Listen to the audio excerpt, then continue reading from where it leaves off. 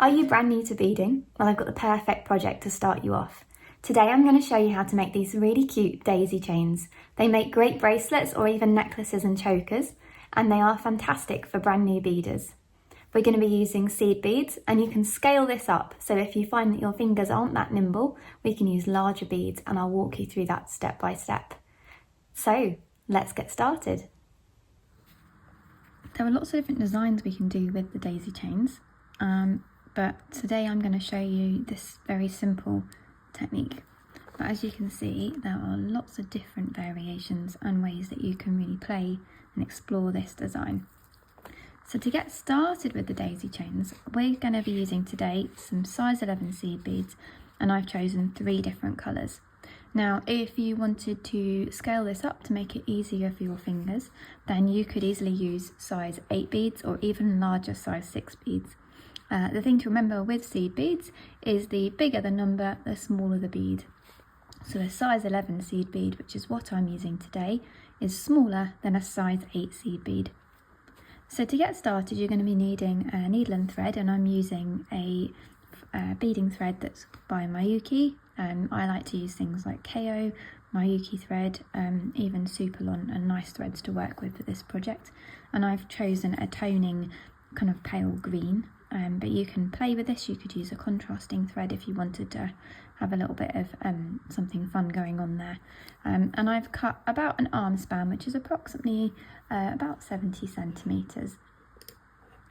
We can add in thread if you need to, and I'd stretch it out by pulling that out between my fingers and running it through some wax, and you'll find a great video for that on my YouTube channel. So we're going to start by adding a stop bead. I'm just going to grab a spare bead off my mat for this that's a completely different colour. This bead is going to be taken off later. We're just using it basically to stop all of our beads coming off the end. Leave approximately 10 centimetres of thread and pass back through that stop bead. Again, you can do that once or twice if it's not very secure, and that's just going to hang on to the end of your thread and stop all your beads falling off as you work, and we'll remove it at the end. So we're going to pick up our stem colour. I'm going to pick up 3 of those beads to start with and let them go all the way down. Then I'm going to pick up a petal colour, which I'm in my pattern. If you've got my pattern, which you can find over on the website, you will see that they are labelled as bee beads. So I'm going to pick up 4 of these.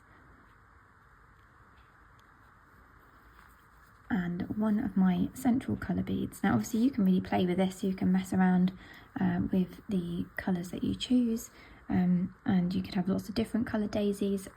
There's lots of different ways to play with this project. So this is the bit that always confuses people. I'm going to go back through the very first petal bead that I picked up, and I'm passing back towards the green beads. Now that feels a bit counterintuitive, but stay with me. So we're going to pass back through that bead, pull that nice and snug. You're going to end up with a very strange shape that looks a bit like your thread is going in completely the wrong direction now, but trust me, it's all going to come together in the next step. So we're going to pick up 3 more of the petal coloured bee beads, and I'm going to go into that bead that is the opposite side of the yellow central bead that I'm coming out of. So if you just kind of hold that between your thumb and forefinger, it's a little bit fiddly at this stage, but it will get easier. So I've got the petal beads between my thumb and finger. I'm coming out of this blue bead here, so I'm going to find the bead that's opposite the yellow central bead. I'm going to go through that, passing away from the yellow central bead. Hang on to those beads with your thumb and finger so they don't ping across the room, and pull that nice and snug. I'm just going to squeeze that between my thumb and finger as I pull that tight, and you can see there you've now got your little bead, little flower shape come together really nicely. So to carry on this, we're going to just pick up some more of our stem beads. So I'm going to pick up 3, let those drop down, and then we're going to repeat the same thing again. So let me show you that one more time. Now the fun thing here is you can actually change this up quite easily by adding more or less beads into your central flower section. So if you find that you've got a lot of gaps, you could add extra beads, or if it feels too gappy, you could add fewer beads. But for now, we'll just stick to the pattern. So I'm picking up 4 of those bee beads, letting those drop down, 1 of my central bead, go back through the first bead,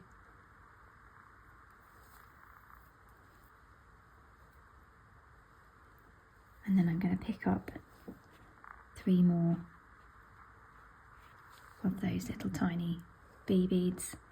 I'm going back through the bead that's opposite the yellow central bead, passing away from that central bead, and pull that snug. And that's all there is to it. You're just going to keep going until your bracelet is the desired length, and then you can add a clasp, and I'll show you how to do that now. So I'm using these split rings. You can also use a closed jump ring, and the reason I'm using these is when you have normal jump rings with the little tiny gap between them, there's always a chance that your thread can slip through and you'll end up with a bracelet with no clasp. So we're going to be using these split rings, and I'm going to just finish off mine here with a couple of extra beads, and I'm going to pick up this split ring with my needle, go back down through those 4 beads, and then when you get to this bit here, you can go back through that bead there from the opposite side, or you can just pass straight into the flower. There's no exact way of doing this, but that is just one suggested method. We're going to go back up here around the ring again and just reinforce again, and you can do that 2 or 3 times, and that way you know it's secure. So on the next time round you might want to pass around through that flower just to secure it, and reinforce that again. And as a side note, this is how you would also add in thread. If you ran out of thread or your thread snapped, then the way to add in new thread is to weave in around these flowers and weave up and then around. Follow that thread path. So I know I kind of broke the rules a little bit there, but generally on the flowers, when I say follow the thread path, I mean only go where you can see a thread that is already there. And once you feel that that's secure, you can then carry on beading, and you'd end the thread end in the same way. So I've added that end of my clasp. These little rings you can then you can attach to a trigger clasp. Now you can either slip them on, they're like little mini key rings. You can slip them on around the trigger clasp, and I do that before you attach it. Or if that's just too fiddly, some of them can be a little bit tricky to get apart, then just get a small jump ring and 2 pairs of flat or chain nose pliers, and attach this to the ring. I don't have an example to hand to show you that one. And then with the other end of your piece, you're going to just take off that stop bead and slide that all the way off, and then you can attach a clasp in the same way. So on one end you don't need to, you're just going to have a ring, and on the other end you'll have a ring and a clasp of your choice. So there you have it. That is how you make a daisy chain bracelet, and you'll find this and lots of other amazing patterns for beginners upwards on my website, which is pinkhot.co.uk. Thanks for watching.